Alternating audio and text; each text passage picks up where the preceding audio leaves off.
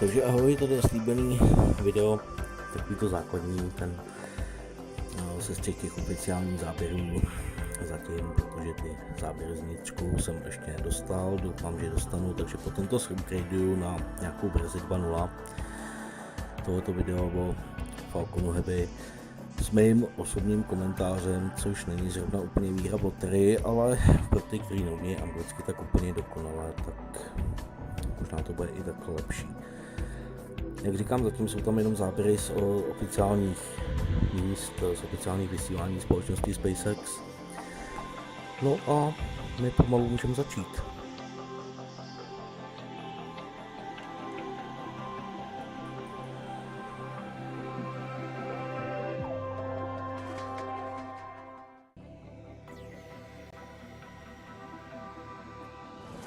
Takže tady vidíme montážní halu, hlavní nosič, to už vlastně výjezd, tohle je výjezd ke statickému testu, tohle už je vstyčování pro změnu do startovní polohy na rampě A39. No a taková ta kráska čekala na 6. února. Tohle jsou záběry ze statického testu motoru, kde byl zažehnutý na 12 vteřin, což je v podstatě v historii SpaceXu asi úplně nejvíc. Šlo o zkoušku motorů, šlo o to, aby se otestovaly všechny motory, protože Falcon jich má nejvíc vůbec v historii, co kdy jakýkoliv těleso, který opustilo planetu, mělo na jich 72. Tohle jsou záběry týmu ze startu. No a můžeme si něco říct o té technické stránce, takže je to v podstatě, jak už jsem říkal, největší a nejvýkonnější, co kdy opustilo zemskou atmosféru. Má možnost zvednout na běžnou dráhu, mluvíme o vysokém orbitu, 64 tun, což je 141 000 liber, a hmotnost celého tohoto kompletu je větší než 737 letadel Boeing 747, to jsou takový s tou boulí. No a v podstatě další taková zajímavost je, že Heavy zvedne dvakrát víc než dosud nejsilnější raketa. Jediné, co se s tím může srovnávat, je vlastně Saturn 5, který byl používaný americkou NASA k letům na měsíc, a Saturn 5 v roce 1973, který startoval, tak nes přibližně stejný užitečný zatížení. Falcon Heavy byl určený od začátku jako nosič člověka do vesmíru, na měsíc, na Mars, prostě na lety s posádkou. Takže to byl vlastně takový ten původní záměr 6. Vlastně to byl takový test celý toho kompletu, protože samozřejmě Heavy ještě v životě neletěl. Takže to byl takový jenom základní test. No a když to mám od spoda, tu raketu si trošku můžeme popsat, protože teď mám tady Jill s Polem, takový pocit, vykládají tyhle ty věci v angličtině plus nějaký historický údaje, tak já do toho budu chvilku kecat česky. No a v podstatě, když to mám od spoda, tu raketu, tak uvnitř každého Falcona jsou 3 jádra s 9 motory. Motory se jmenují Merlin a v podstatě je to asi, jak říkám, to nejvýkonnější, co vůbec může být. Takže na každém jádře máme 27 motorů. Celý ta tažná síla, ten tah na úrovni hladiny moře, což je vlastně při tom startu, je 5 130 000 liber, což je 22 819 kN. Potom samozřejmě vákuum má tah někde okolo 5 548 000 liber, což je zase přibližně přepočet 24 681 kN. Jinak těm postranním raketám se říká ústry, opět 3 jádra po 9 motorech. Jádra, jako jsme si řekli, jsou celkem 3 po 27 motorech, což je 72 motorů celkem. Jinak ten první stupeň, celá raketa je dvoustupňová, a ten první stupeň opět má úplně obdobný parametry, jako jsme se říkali před chvilkou. U druhého stupně je potom jeden hlavní motor, který má vypočítanou dobu hoření na 397 vteřin, tah ve váku 934 kN, protože už ve váku ten tah těch motorů už není tak úplně důležitý. Vlastně překonáváme zemskou přitažlivost a potom už nemusí být tak účinný, pokud překoná tu hlavní vzdálenost.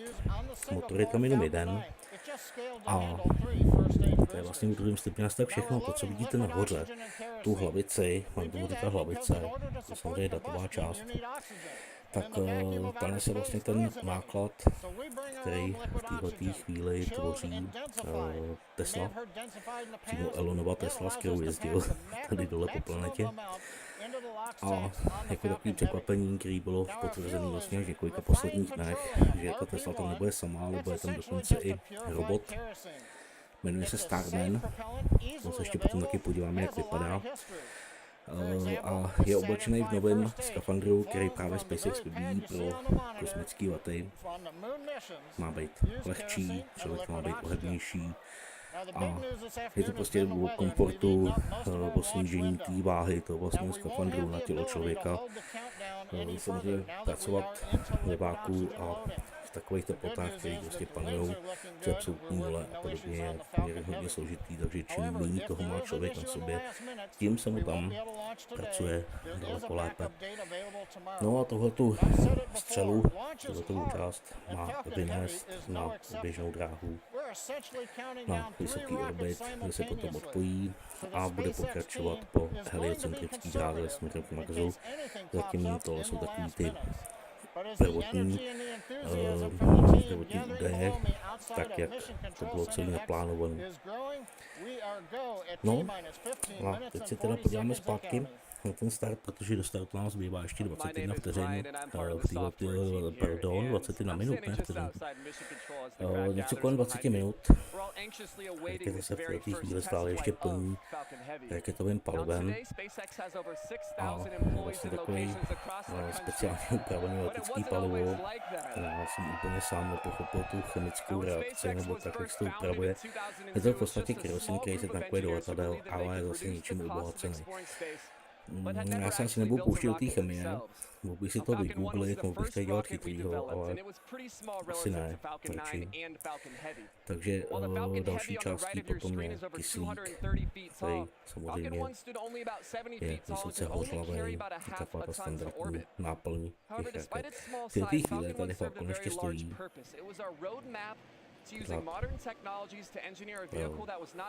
Už je samozřejmě rozhodnuto o startu, už se tankuje. Takže to je takový asi pro ten začátek. No, ty odvážnější teď můžou chvilku, už to je hodinku na celou, poslouchat pak ještě komentáře. Já se k tomu samozřejmě potom zase připojím až ve chvíli, kdy to bude startovat. Jinak ještě teda k tomu plnění jsou vlastně dvě palivové složky. Mísení do hlavní trysky je potom 6:1. To znamená, že v podstatě v jednom tom zážehu při tom hlavním startu, při překonávání té maximální gravitace, při tom startu uvidíte de facto výbuch asi 2000 liber toho paliva, který vynese Falcona potom na běžnou dráhu.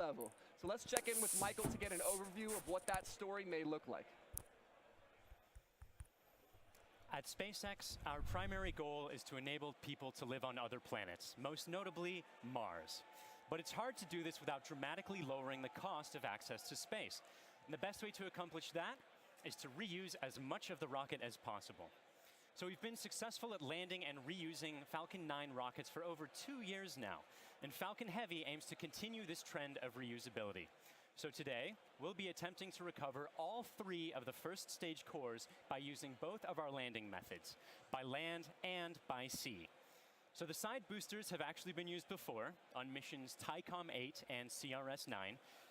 And at the time of booster separation, during ascent, the side cores will still be going slowly enough to turn around. So it makes sense to return them to Cape. they'll be executing a 3-burn maneuver to get them back to landing zones 1 and 2 and Cape Canaveral Air Force Station. You may have heard of landing zone 1. Landing zone 2 is an identical landing pad right next to it for Falcon Heavy landings. The Centricore will be going too fast to efficiently return it to Cape Canaveral Air Force Station, so we're going to use the autonomous spaceport drone ship to catch it about 300 miles off the Florida coast. It will also be executing 3 burns to get there. So, if all goes well after launch, we'll have 3 first stage cores back on Earth, 2 for the second time, and a wealth of data for perfecting airplane-like operation in the future. So, countdown is still proceeding nominally, so let's check in again on how Falcon Heavy is doing. We just passed T-minus 12 minutes in the countdown of the test flight of Falcon Heavy. Fuel is completely loaded on the second stage. The first stage is also loaded with fuel, except for a small top-off that'll happen between T-minus 7 minutes and T-minus 6 minutes. Our major activity now is loading liquid oxygen on the boosters and the second stage. Liquid oxygen propellant loading on the first stages will end between T-minus 4 minutes and T-minus 3 minutes. Liquid oxygen loading on the second stage is the last one to finish, ending by T-minus 2 minutes. Now, in addition to loading propellant, the team is preparing to perform their final checks of the Merlin engines. We'll begin chill-in of the Merlin engine turbopumps with liquid oxygen as typical at T-minus 7 minutes like we do on Falcon 9 flights.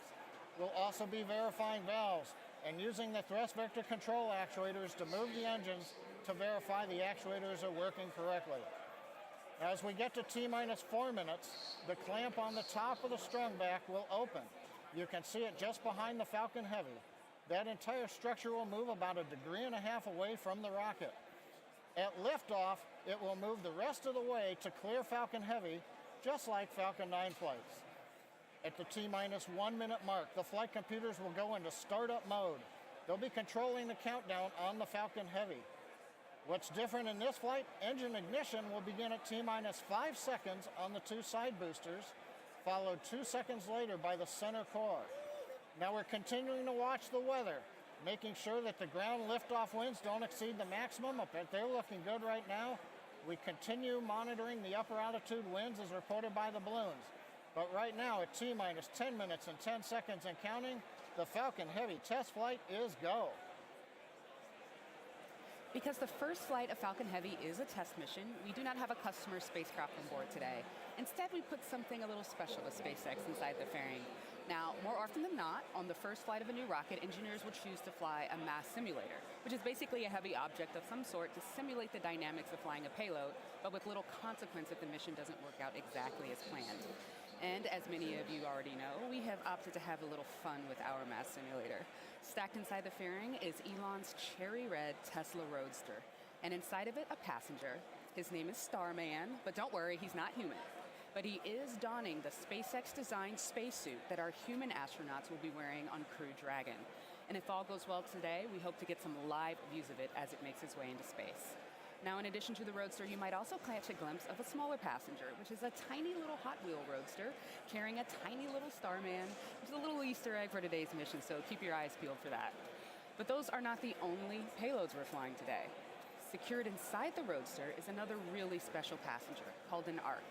An ARC is a 5D laser optical quartz storage device, which is essentially a high-tech, high-data storage unit that can survive in the harsh environment of space. It's built by the ARC Mission Foundation, which is an organization whose purpose is to store libraries of human knowledge and data on these devices and send them off into space with interplanetary travelers, thus preserving human achievements well beyond Earth. On the ARC that's being launched today, the Foundation has stored Isaac Asimov's classic sci-fi series, The Foundation Trilogy, which was the original inspiration for the ARC mission. And given that making humanity a multiplanetary species is the core purpose of SpaceX, launching an ARC on this mission just seemed fitting. And last but certainly not least, a little something special for our hardworking SpaceX team. Mounted on the payload attach fitting, which is the structure that holds the Roadster onto the second stage, there's a plaque on which the names of over 6,000 of our SpaceX employees are engraved. The work that goes into designing, building, testing, and launching a vehicle of this sort is no small feat. and we are super excited to be a part of the Roadster's billion-year journey through the solar system. As Lauren just mentioned, if all goes well today, Falcon Heavy will put the Roadster on board into an Earth-Mars orbit around the sun on a journey that could last for 1 billion years. Now, on a universal scale, this means that the Roadster will be tracing the shape of an ellipse with the sun at one of its fixed points, or one of its foci. Now, we call this heliocentric because it is sun-centered. The outermost distance on that same ellipse will intersect the path that Mars takes while it is on its own journey around the sun. That's quite far away. That will reach a maximum distance from Earth of over 400 million kilometers. In Earth terms, that's about the same as a trip around the equator 10,000 times. During its journey, the Roadster will also reach a maximum velocity of nearly 40,000 kilometers per hour, or about 20 times faster than a speeding bullet. Now, as we said, it should stay up in orbit around the sun for about 1 billion years, and it's a very long, exciting road ahead, and we are thrilled to be able to take the first steps on that journey just 5 minutes from now.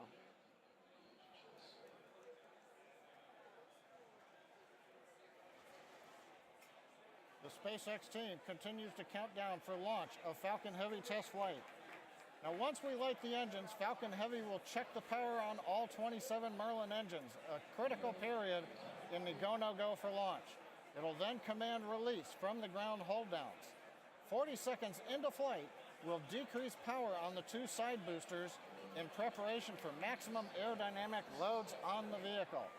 Once we get through this period, Falcon Heavy will throttle back up to full power on the side boosters.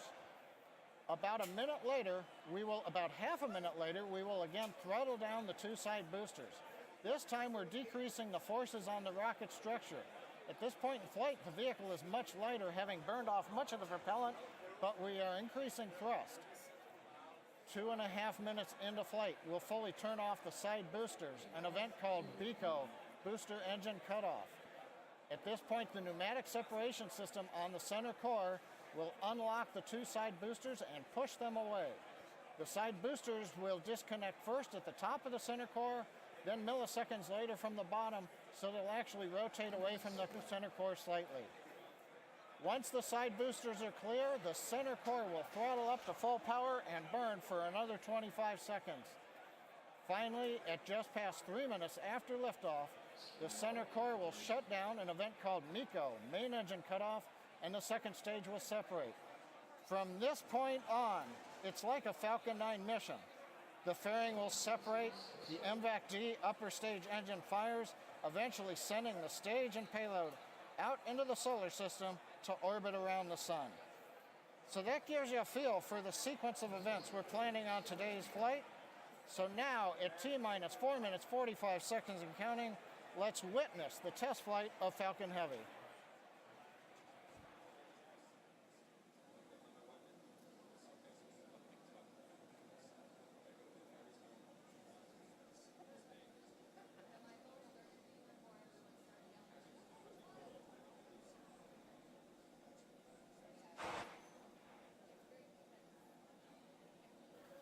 MVAC and A1D fuel bleed has started.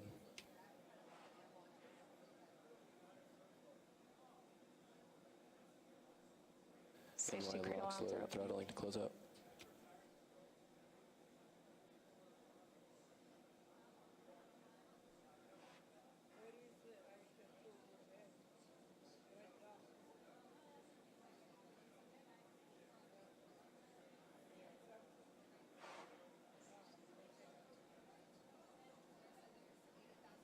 NY locks load complete.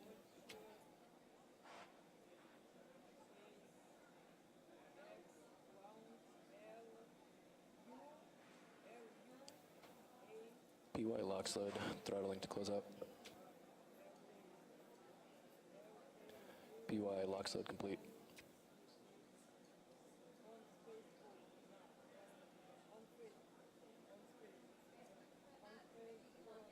Stage 2 TVC motion's nominal.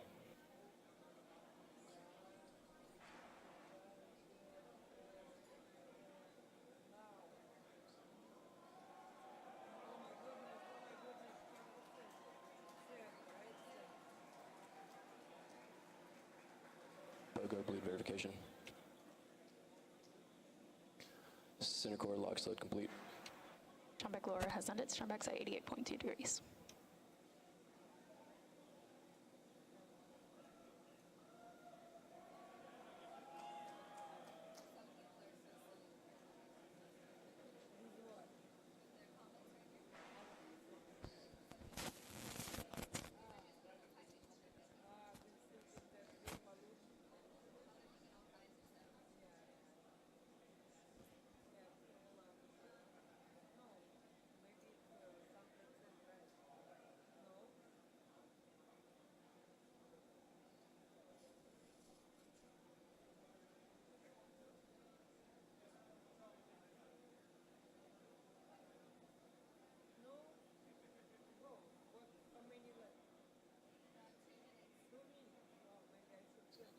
Stage 2 lock sled complete.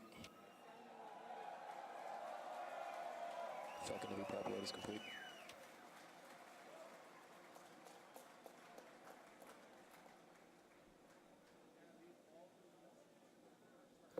Falcon Heavy is on internal power.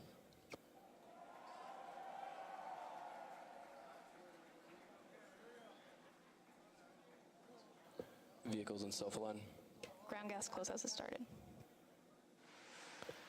Falcon Heavy gas loads are complete.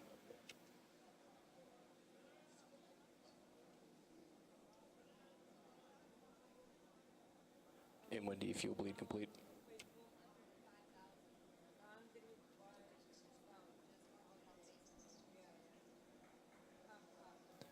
M1D engine chill is complete.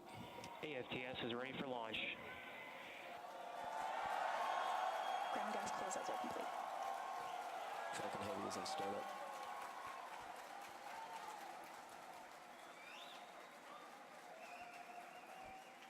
Stage 2 pressing for flight.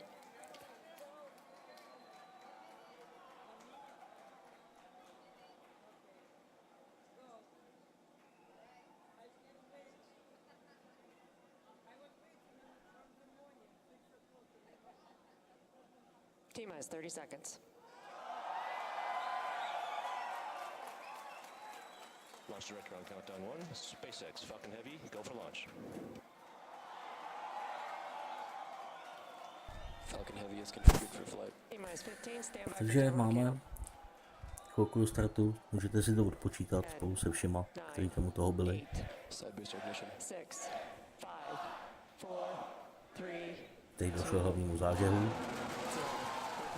Zažili se všechny motory, 72 motorů běží na 100%, odklání se vlastně ta hlavní výdržná a teď už letíme. Nádhera, úžasný úplně. Neskutečně nádherný. V té chvíli samozřejmě všichni bouřili nadšením. Jsem tam ukápal i slzečka, protože to je absolutně nezapomenutelný zážitek.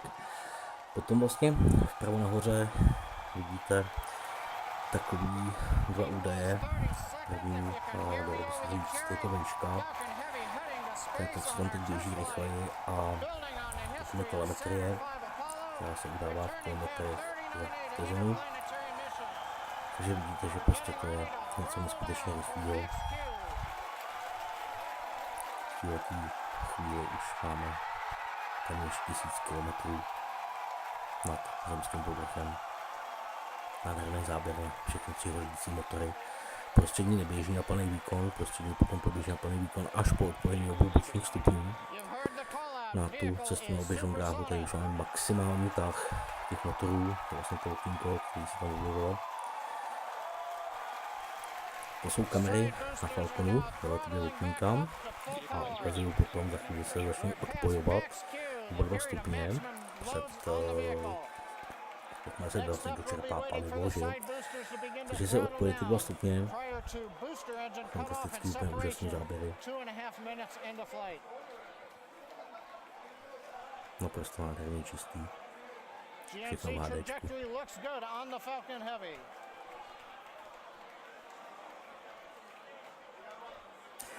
Tady potom v pravém bokníku je taková grafika, jak a kde přesně který z těch stupňů se nachází.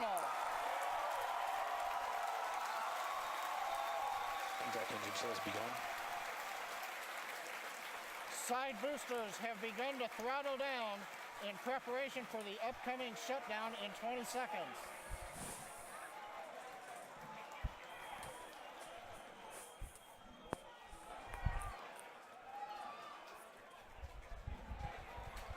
No, tomu se připravíme. To dole, to vidíte, to je planeta. Naprosto úžasný jedinečný záběry. A už se odpojili. Teď právě v této chvíli došlo k odpojení stupňů. Část paliva v nich zůstala ještě zachována pro přistání, to uvidíme za chvilku. Oba dva krajní stupně by měly přistát na pevnině, přičemž hlavní stupeň by měl potom přistát na vodní ploše, to je vlastně taková plošina, která pluje po moři, na přesně určené místo, tam by měl přistát, tak my už dneska víme, že bohužel to byla jediná voda na celý tráse, se to nepovedlo, netrefil se o nějakých 97 metrů asi. Ty technické údaje k tomu zatím zveřejněny nebyly, takže teď se právě odpojil i hlavní stupeň. Teď letí pouze Tesla v tom obalu a zaženou se vlastně ten hlavní motor, který tlačí tu Teslu ven až na vysoký orbit. Teď v této chvíli máme něco okolo asi 2/3 nebo 80%. Za chvíli odpadne vlastně i hlavní kryty. Tady máme krásný záběr na Starmana. Úžasný úplně. Starman je do volného vesmíru. Takže to je vlastně ten robot, ten skafandru, ten Starman, kterým jsem už říkal. Takhle krásně letí. V té chvíli letěl a několikrát obkroužil celou planetu.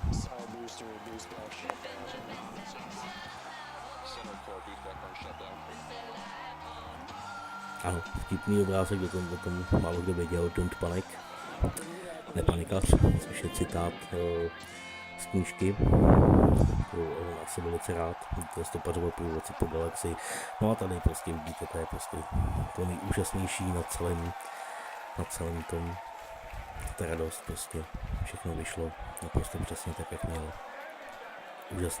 Úžasná práce, nikdo neudělal chybu, všichni pracovali úplně naplno, takže všechno se povedlo tak, jak mělo. Wow, did you guys see that? That was awesome. That's the only thing I can really say right now. Absolutely wild. I got nothing else. Oh man. No a boostry nám mezi tím mířejí dolů, srovnávají si svoji pozici, jak vertikální, tak horizontální. Srovnávají si tak, aby mohli bezpečně přistát na plošině, která je vzdálená asi 4 km od toho startu. Tak je fantastický, že prostě je z takovýhle výšky, kterou tam vlastně jste viděli při tom odpojení, dokáže to ten tým a všichni to lidi spočítat tak, aby se trefilo přesně na to X-ko, co tam je, ten SpaceX, že jo, tak na to X potom přistanou oba dva ty boostry. Nádherné.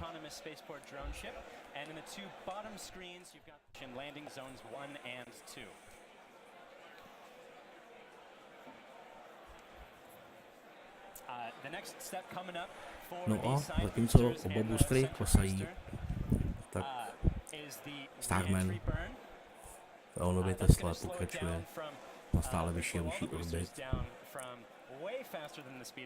Chudákovi už to musí být asi docela zima. Ten skafandr je sice dělaný pro i pobyt v tom volném prostoru, ale zase teď už bych kecal, nevím úplně přesně na jak dlouho, že samozřejmě tam panují šíleně mrazivý teploty, takže bude mít nějaký to, řekněme, tomu, aby jsme se tady nezamotávali do termínu ohřívání. Tak tady už vlastně nějakých spodních obrázkách vidíte, že si zažili motory boostrů, které jdou na přistání, samozřejmě musí se ta rychlost zpomalit, ty boostry nemají žádný padáky, jo? Prostě jako měli třeba moduly u Apollo a podobně, ty vlastně prošly atmosférou, nějakým způsobem se potom svlíkli z toho hlavního obalu a vystřelily se padáky, zahřívala se pyrotechnika těch padáků, pokud cokoliv z toho nevyšlo, tak posádka samozřejmě by nepřežila. Tady zatím ještě žádná posádka není, ale i tak je to takový ten to znovu použití těch motorů. Vpravo nahoře už vidíme jeden z těch modulů, vlastně hlavní modul. Došlo k tomu, že se nezažily úplně všechny motory tak, jak měly, takže byla tam jakási chyba. Takže vlastně to přistání, to plásnutí do té vody bohužel neuvidíme. Dneska vlastně už víme, že měli dokonce ten stupeň potopit, protože bylo velice nebezpečný ho tahat ven. No a tady vlastně vlevo nahoře vidíme plošinu, kde za několik málo vteřin přistanou o 2 stupně. Oba ty boostry. Tady to vidíme nádhera. Odbírají se ty nožičky. Ta fantazie prostě. Kusí kůžek, pralenky. Neskutečná práce, samozřejmě obrovský ovace. Protože to, co předvedli lidi, kteří vypočítali přesně ten dopad. To je prostě neuvěřitelná práce. Já samozřejmě k těm boostům potom se nepřistupuje i hned, je tam určitá časová prodleva, několik hodin. A tady máme vlastně tu vodní plošinu, kterou se přistání nepovedlo, takže si tady dopočítejte nějaký prostě 100 metrů a to je vlastně poslední záběr z té plošiny. Byla to jediná voda na kráse celého toho přistání. To je škoda. No, samozřejmě všichni vyslaví, všichni vědí, že to dopadlo naprosto perfektně, takže teď už se nechám ty komentáře.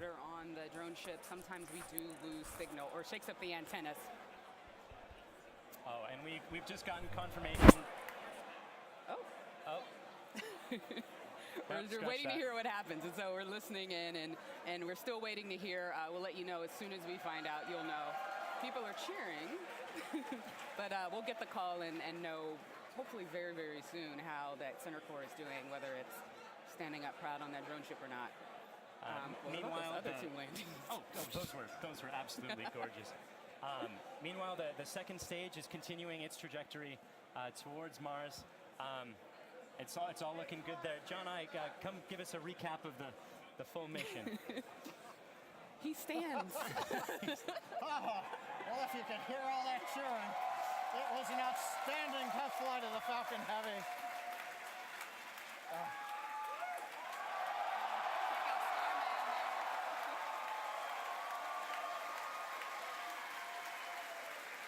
Cameras cycling right now. Live views coming down from low Earth orbit.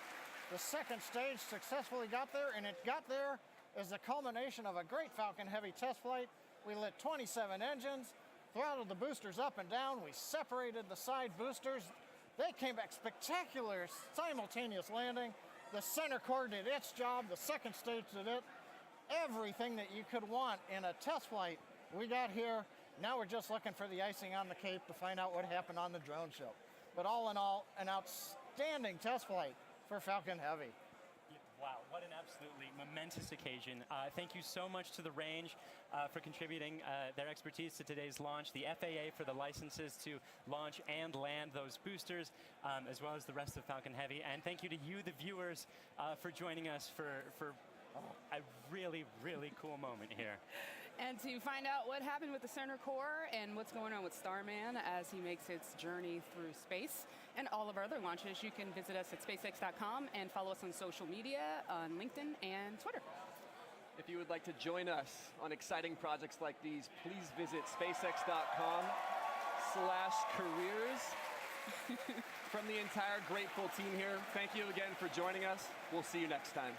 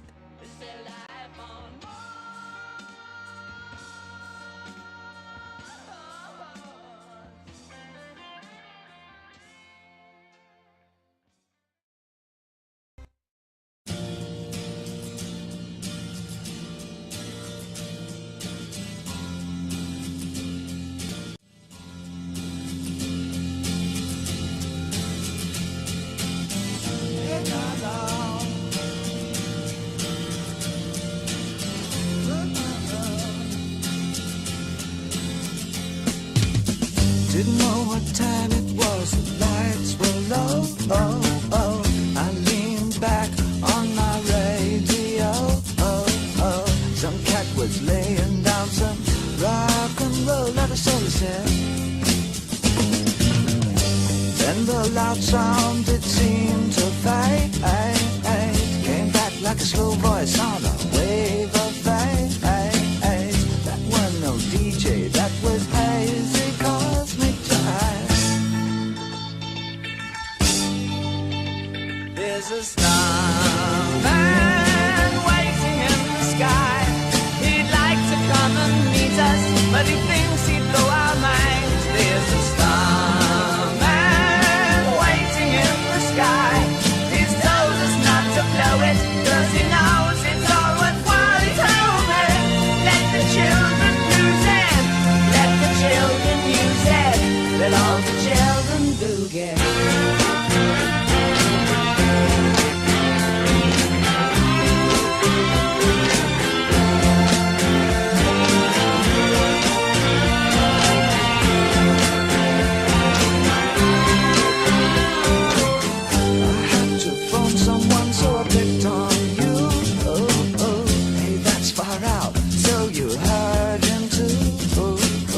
Switch on the TV, we may pick him up on channel 2. Look out your window, I can see his light. If he can sparkle, he may land tonight. Don't tell your papa, or he'll get us locked up in fight. There's a starman waiting in the sky. He'd like to come and meet. No a teď si dáme ještě párkrát po sobě ten start. První bude celá ta minuta. Nebudu vás rušit, prostě užívejte si tu nádheru.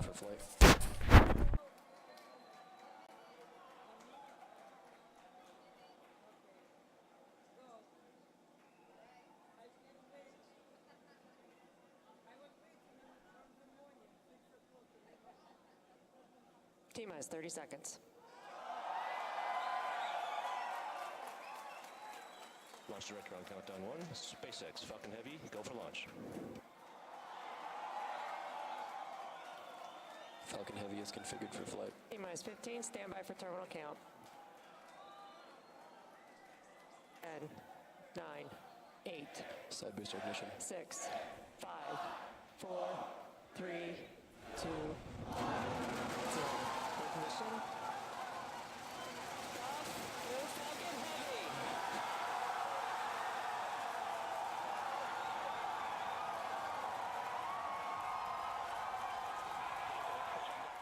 2, 1, 0. Ignition. Falcon Heavy.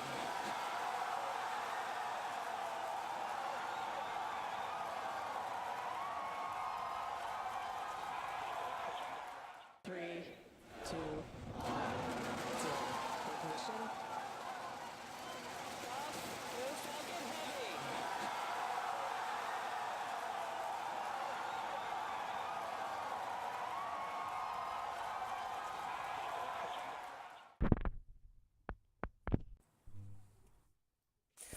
Tady v podstatě máme plán celého letu, tak jak poletí Tesla se Starmanem, takže si můžete prohlídnout kudy. Samozřejmě ty planety se postupně taky budou hejbat. To je takový statický obrázek a platná je v podstatě pouze ta čára toho Starmana. Jak samozřejmě planety jsou stále v pohybu, takže to přiblížení potom k Marsu tady úplně není vidět, ale samozřejmě tam bude. No a za pár vteřin se podíváme na v podstatě poslední dnešní záběry Starmana, kde vlastně je v tuhletu chvíli, což je sobota. Už je poměrně dost daleko od planety, tak tady to máme. Už je za hodně daleko za tím vysokým orbitem. A popis samozřejmě jak a kam míří. No a samozřejmě prostě úžasný, jo. Naprosto úžasný, opět husí kůže. fantazie.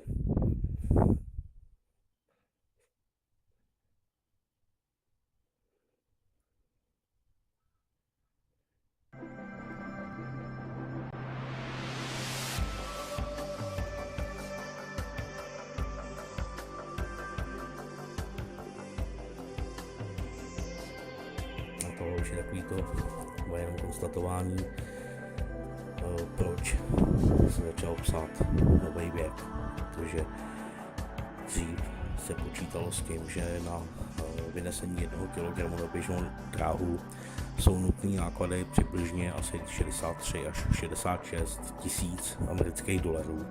Mluvíme stále o 1 kg. Díky těm opakovaně použitým stupňům, díky novým technologiím a podobně, to Elon dokázal splácnout na nějakých ucaprcaných 1360 dolarů za 1 kg. Jo, takže prostě jenom to potvrzuje to, co tady píšu úplně dole, není nic, co nedokážeme. Jo, neexistuje prostě. Kdysi dávno NASA říkala, ukažte nám cíl a my to uděláme. No, tak teď tu štafetu prostě převzal úplně někdo jiný. A věřím tomu, že skutečně není nic, co nedokáže, zvláště po tomhletom citátu, který teď bude následovat. Jo, chce to práci, chce to prostě makat a všechno bude, jak potřebujeme.